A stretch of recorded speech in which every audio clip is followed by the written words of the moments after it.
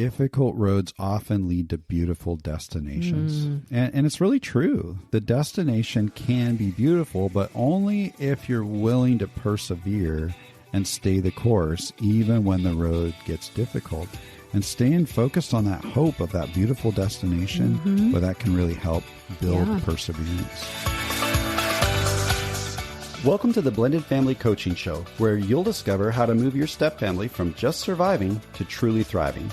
Grab your headphones and listen in as we share practical, real-life strategies for building healthy bonds, Understanding the kids' perspective, romance and partnership, parenting with great teamwork. and yes, even co-parenting with a difficult ex. We're Mike and Kim Anderson, and we believe with the right tools, every step couple can overcome the common challenges of step family life. Join us for authentic and sometimes comical conversations to discover how you can lead your family with confidence and create the future you really want. Well, hey there. Thanks for joining us for this super episode that might just be a new opportunity for you in your blending journey. We were encouraged recently when we noticed a fresh review over on Apple Podcasts that actually came from a client that we worked with recently. The username is Seattle Mom of 4, and she says, we were making plans to marry and blend our 6 kids, and we knew that we needed to be very intentional about that process. So we reached out to Mike and Kim directly about coaching after listening to a few of their podcast episodes.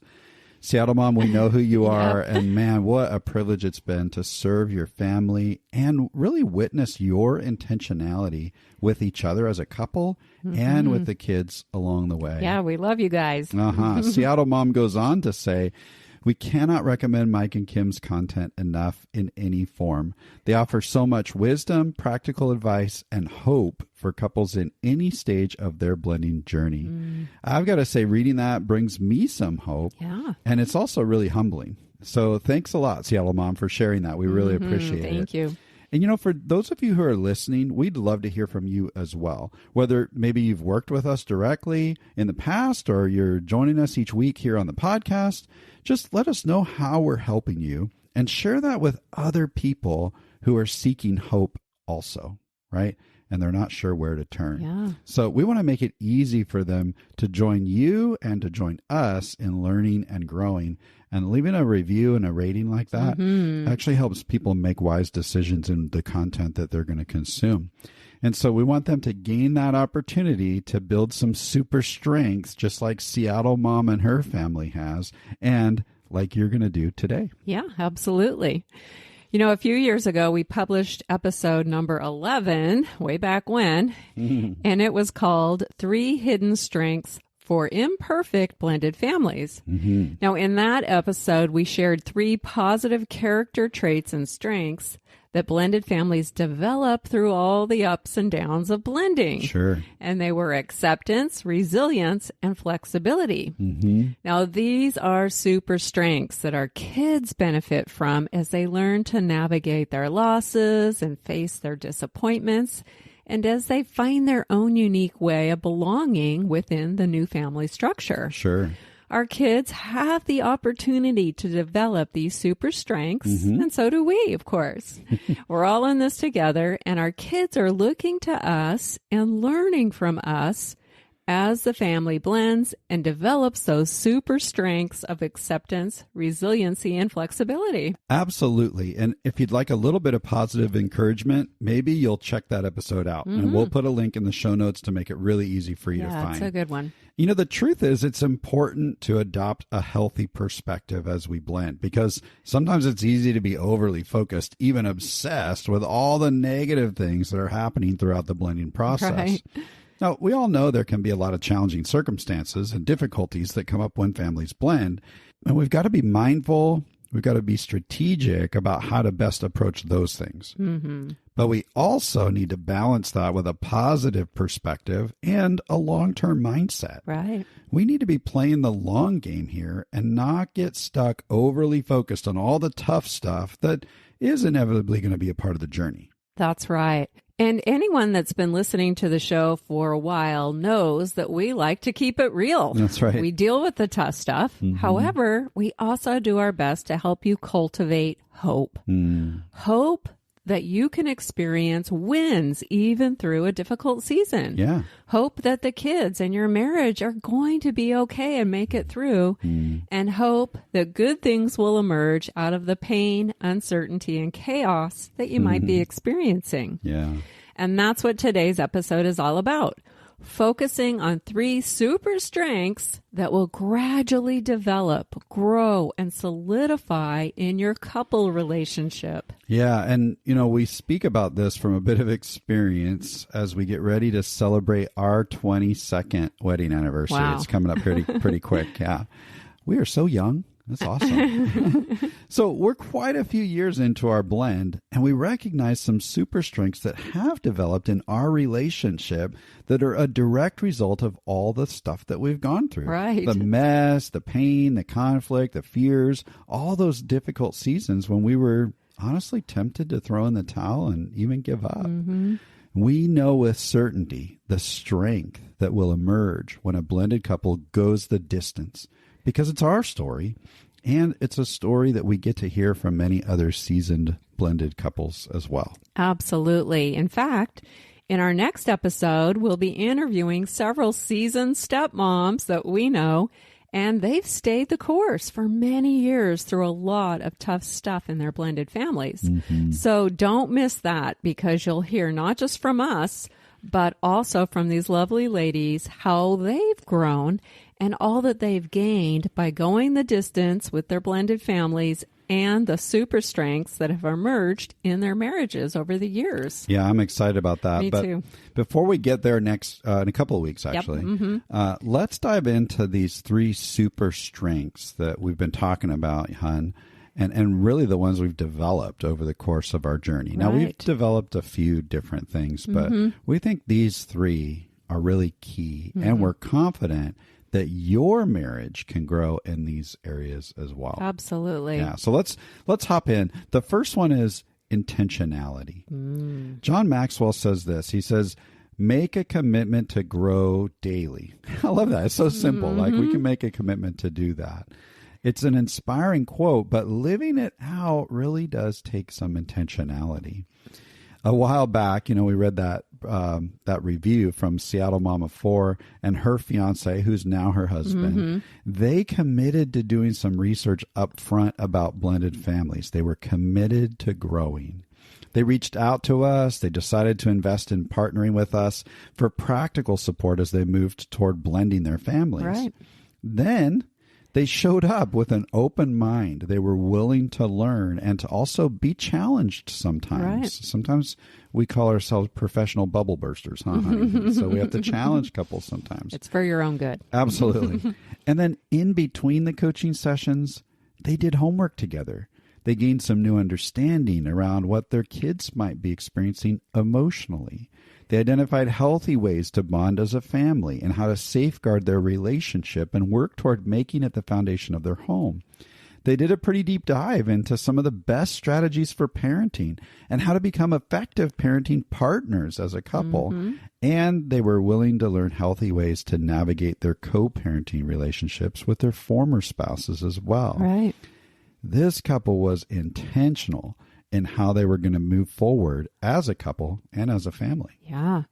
And we say this all the time, but a couple who intentionally prepares for their blend in this way, really, they will never even know all the common mistakes that they'll get to bypass. Yeah, that's right. All that extreme pain, confusion, disappointment, conflict, chaos that they and their kids really won't have to experience so deeply, simply because they went into their blend with their eyes wide open, proactive, and fully prepared to meet the challenges ahead. They aren't going to be blindsided when they hit a bump in the road, and they'll have the right mindsets and the best strategies and tools to draw on when the unavoidable challenges do come their way.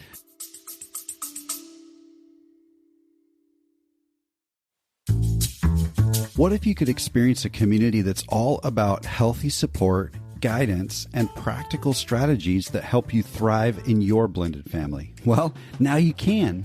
Blending Together is a supportive community for blended family couples just like you. Mm-hmm. We've educated and supported hundreds of couples navigating the unique challenges of blending a family. Now we're inviting you to join our community and experience the transformation that awaits you. But you'll need to act fast because we're getting started soon. Mm-hmm. Blending Together is not just another community. It's a place where you'll find practical, real-life strategies for building unity as a couple, and creating more connection as a family, experiencing partnership in parenting, and even dealing with that difficult ex. Blending Together is a safe, growth-focused space where you get to connect with us and, maybe more importantly, with other blended family couples who truly understand what you're going through. Mm-hmm.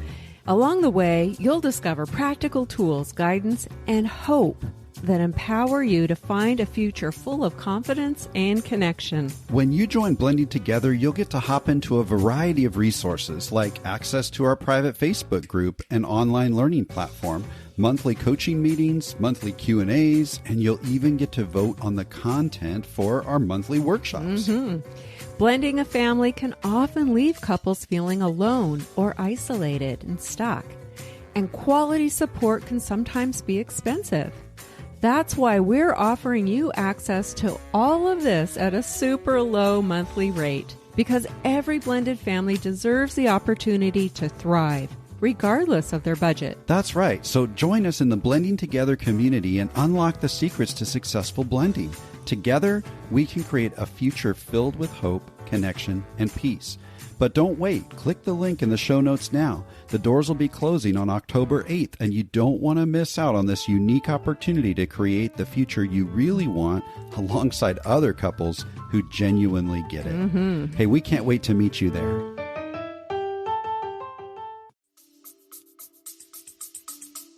Absolutely. I mean, they're going to evade a lot, and they're still going to come up against a lot of common struggles that all blended families face. Mm-hmm. But because they've been intentional in making that commitment to grow and learn, they're likely to move through those growing pains with more confidence and with more connection for themselves and for a family. Yeah. Obviously, that equals a lot less pain. Which is always nice. Yeah. Now, that's especially true compared to the couples that weren't intentional up front, and now years into their blend, they're in crisis. They're on the verge of separation. Their kids are struggling too. And often the kids are maybe acting out, or they're pulling away, or even completely estranged.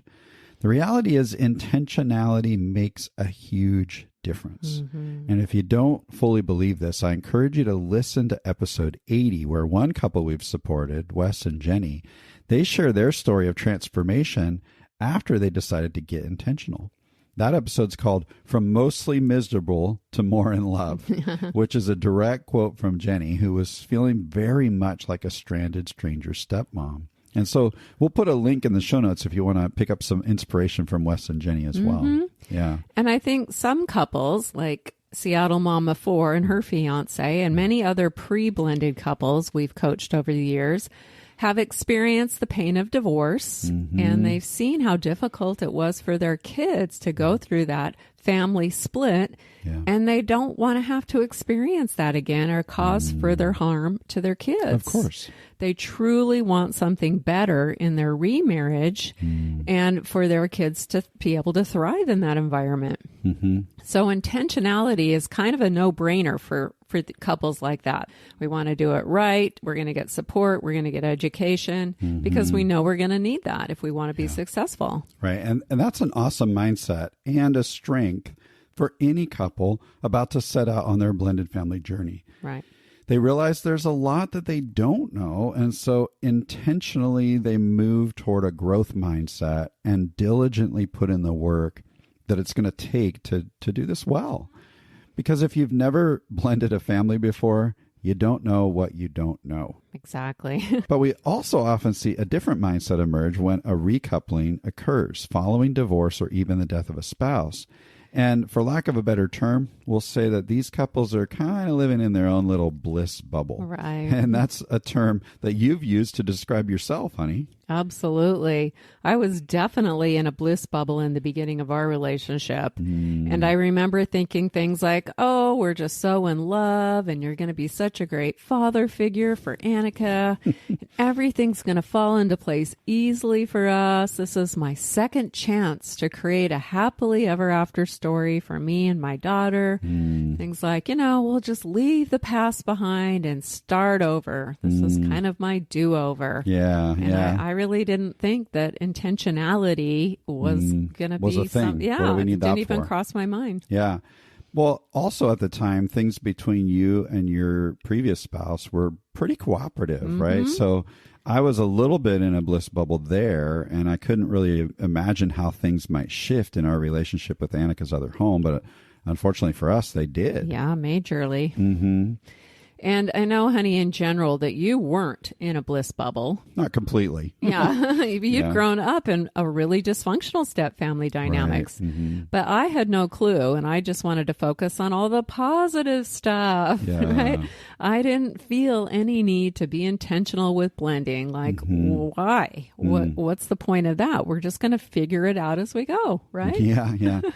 But it's not really just us. I mean, we meet with couples in crisis all the time who went into their blend with the same kind of bliss bubble mindset. And then they got blindsided because their expectations of how things were going to go were far from reality.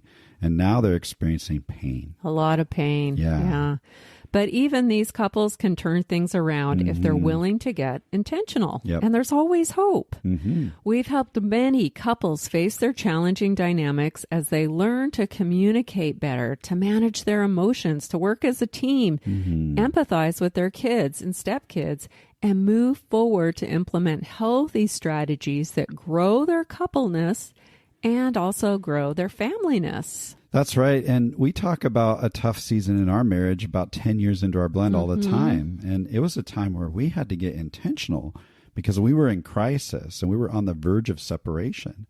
But we rolled up our sleeves. We made the commitment to intentionally learn, or as Maxwell says, to grow every day. We made that commitment. Right.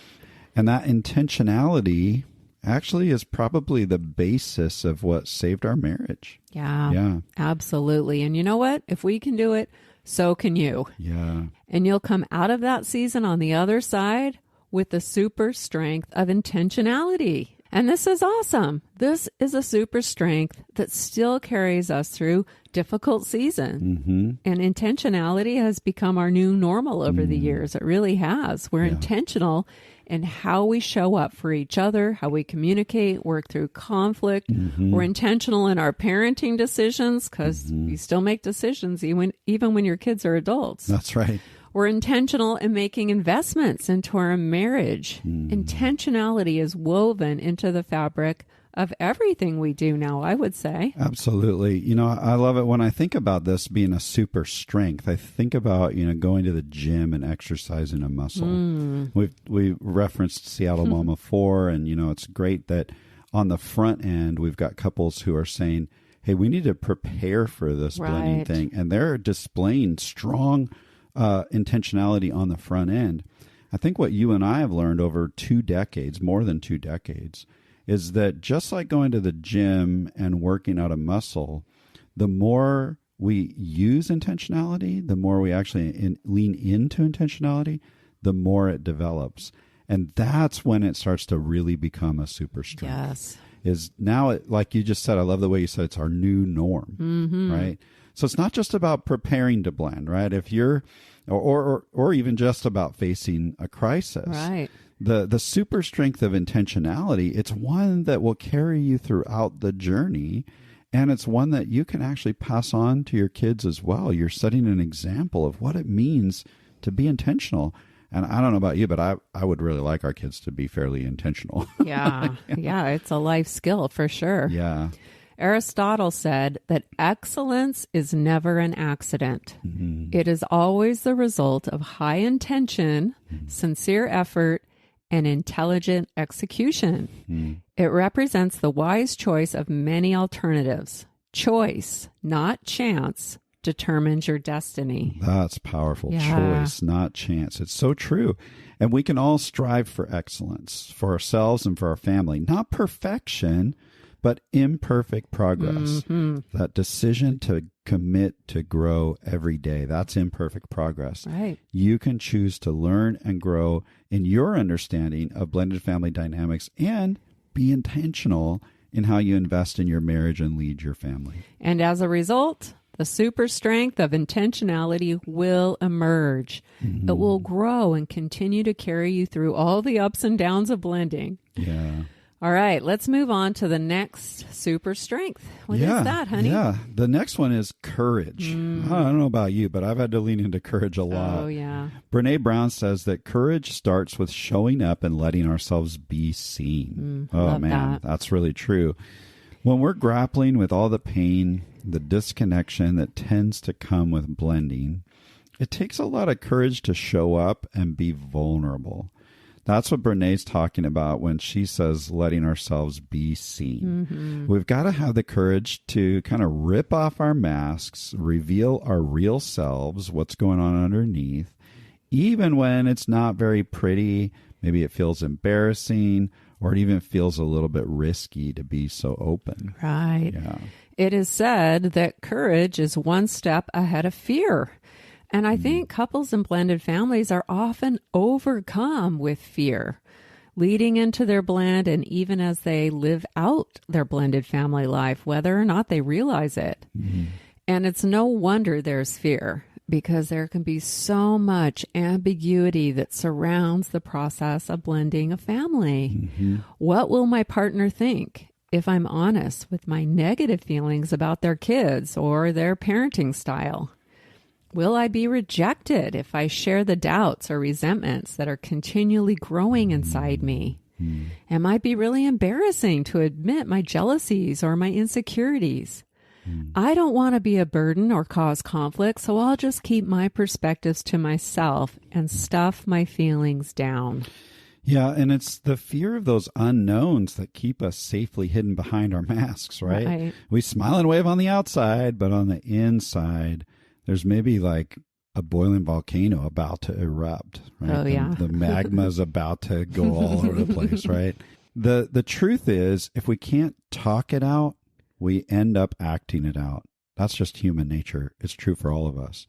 And when all those negative feelings and doubts and resentments and jealousies and insecurities, they finally push their way up to the surface and come exploding out, which is what they eventually will do, we end up coming face to face with a big, ugly, painful, emotional mess. And this mess will inadvertently flow out and impact every relationship in our home. I know that I have done that to our family many, many times. We both have. Yeah. And we've had couples that find us through a desperate Google search right after they've had a messy eruption in their relationship. And they share things with us like, we said such hurtful, horrible things to each other. It was really scary. Or we've never really fought before, but this was an all-out blowout that neither of us ever thought could happen. I mean, they're shocked. Totally. They get shocked and deeply disturbed by one partner's eruption that leads to the other partner's eruption and then into intense conflict and pain and disconnection. And the whole ordeal is shocking. Right. They never saw it coming. Yeah, but, you know, when we talk to them, we're not really surprised because we've been there. There have been seasons in our marriage where we've lacked the courage to be fully vulnerable with each other. And we've discovered that couples who can't be truly honest and vulnerable with each other, you know, about all the things, like what's going on inside, the little things, the big things, those couples are headed for big trouble. And at the crux of it all is fear. And a lack of courage to just show up and truly be seen together in a trusting way that we can work things out. Right. Yeah. And we certainly did struggle with this at different times over the years, especially because I used to believe that if we could just avoid uncomfortable issues, they would somehow resolve themselves. And then there would no longer be any issues to have to deal with. That sounds lovely. Again, back to the bliss bubble. And I definitely hid behind a mask, and I was unwilling to face the areas where I might need to grow or gain more insight and skill and understanding. Yeah. And this was particularly true when it came to my parenting blind spots. It's a really hard thing to admit that your parenting isn't very effective and that your child is unresponsive and disrespectful. But that was the case. Yeah. And it just seems so much easier to avoid vulnerability altogether. It feels like it will be less painful than facing it. But I've learned the hard way. It's not easier. It actually makes things more difficult. Avoidance doesn't solve problems. Yeah. And honey, although you really aren't an avoider, you've been willing to at least bring tough stuff up over the years. It was still a struggle for each of us to be vulnerable and real because we were worried about hurting each other's feelings, or we were harboring some fear about being exposed. Sure. And we wanted, or at least I wanted, to avoid conflict. Yeah, I mean, those are definitely real fears that we've both had to face. And the reality is that sometimes things do get exposed or our blind spots do come into focus. And when that happens, then it means we have to face the reality and probably take some kind of action. Right. And action means we've got to change. And let's face it, that stinks. Right? It's hard. Yeah, it's much more comfortable, at least in the short run, to just keep doing what we're doing, staying in our comfort zone. So courage has to lead to vulnerability, which most often reveals something that needs to change. Yeah. And that takes courage to face. And too often we try to rationalize with ourselves that it's not that bad, or my perspective is more accurate than my spouse's. But the reality is that all that rationalization is simply us choosing to stay stuck. To avoid. Yeah. We're really just letting fears of vulnerability keep us closed off to each other, because then we don't have to face the fact that we need to change. We need to grow or heal in some way. Exactly. And if we continue doing what we've been doing, then we don't have to put in the effort to change anything. Right. That seems so easy, right? Yep. But not so much. Because again, what I've learned over the years is that avoidance does not solve problems. Right. In fact, avoidance tends to make things worse, which is why couples who tell us they've never fought before, now they're shocked when one or both of them has this volcanic eruption followed by a whole lot of conflict. Most couples who really never fight or argue are likely not dealing with their marriage and family life with full vulnerability. They might be stuffing stuff and avoiding. Yeah. They're probably choosing to avoid issues, and then they end up overwhelmed with confusion and pain. At some point, they find themselves with a bunch of unresolved issues that feel insurmountable. Yeah, absolutely. Now, don't get us wrong. We're not saying you need to go pick a fight with your spouse. No. Right. And we're not saying that if you've learned to disagree peacefully without a knockdown, drag out fight, that you need to get some volatility going. That's not what we're saying. But if you're listening and you realize that you've got some unexpressed concerns that you're ignoring or you're bottling up, eventually that's going to drive a wedge between you and the person that you love. Yeah. And wedges between us never lead to anything good. No. And whether you're feeling stuck in fear with unexpressed concerns, or if you've recently hit a volcanic eruption, you're not in a hopeless situation. Not at all.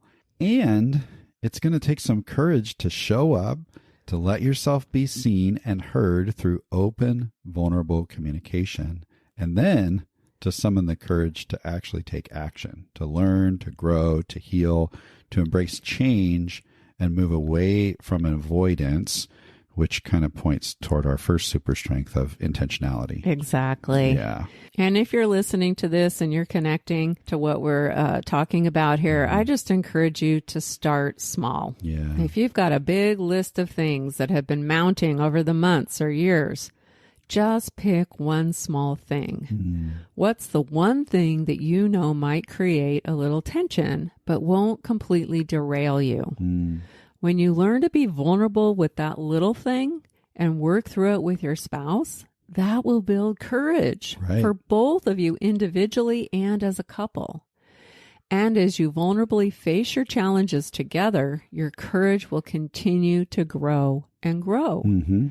You know, when I think back on all the tough seasons we've had to navigate together, honey, I'm absolutely amazed at the courage that's emerged in each of us and in our partnership. It's really remarkable. Yep. I'm no longer an avoider. And life is so much easier. Right. Yeah. We're able to stay connected and be real with each other as we intentionally look ahead and at the same time conquer the unexpected challenges that come our way every day. Sure. I think the best part is that we don't get stuck in conflict anymore. Oh, yeah.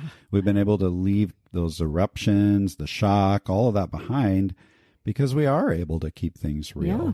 But we never could have gotten to where we are now without that super strength of courage.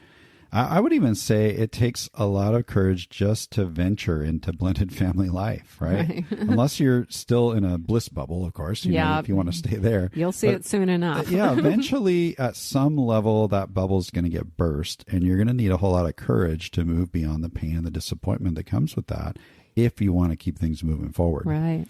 And by the way, in different seasons of our journey, we've had to get help building our courage, right? It's actually courageous to say, I need help. It is. It's fear-based when we say, I got this, I got to figure it out. Yeah. But it takes a lot of courage to say, I need help or we need help. That's a statement of strength Absolutely. in and of itself. Absolutely. Our courage today that we have personally as a couple is partly a product, though, of that help that we've gotten, the counselors, the mentors, and the resources that we've leaned into over the years. Yeah. So if you feel like you need some help and you want to build some courage to face some things in your relationship right now, we encourage you to find a good counselor that has experience with blended family dynamics, or even consider reaching out to us to connect for a free coaching call. And we'll have a link in the show notes for you to do that. But when it comes to building courage, we all need a little support sometimes. So don't feel like you're all on your own out there. Absolutely. Yeah. Okay, so we've talked about the super strengths of intentionality and courage for blended couples. Let's tackle the third one, which is perseverance. Yes. Huge. You know, the road that a blended family couple must travel, it's fraught with pitfalls. There will be sharp curves that catch you off guard and danger zones that will require a certain degree of skill to navigate. Sure. Bonding roadblocks, kids that seem to get left behind, marital skid marks, and road rage with exes. For sure. It takes pure grit, commitment, and determination to persevere and travel beyond the pain points that will inevitably come with blending a family. Yeah, that all kind of reminds me of a quote from Family Life Blended. They say, difficult roads often lead to beautiful destinations. And it's really true. The destination can be beautiful, but only if you're willing to persevere and stay the course, even when the road gets difficult. And staying focused on that hope of that beautiful destination, but that can really help build perseverance. And we know that many blended family marriages won't make it to that beautiful destination, unfortunately. The statistics are certainly discouraging around the divorce rate of remarried couples. They are double the divorce rate of first marriages. Yeah. Double. Right. And while this statistic makes us really sad, it isn't all that surprising because this is a journey that is fraught with difficulty. Yeah. But it is not hopeless, that's for sure. Yeah, absolutely. Perseverance isn't always easy, especially when we're in pain. We're looking for a way out of that pain. But we've got to be careful because there's one detrimental mindset that seems to hijack perseverance over and over again, and that's impatience. Oh, yeah. Right? If we didn't need some patience, we wouldn't need to persevere. Right? Couples often reach out to us and they're looking for a quick fix to their problem. They're hoping to find a magic formula that'll easily and quickly turn things around and take away all their pain. These couples tend to be impatient.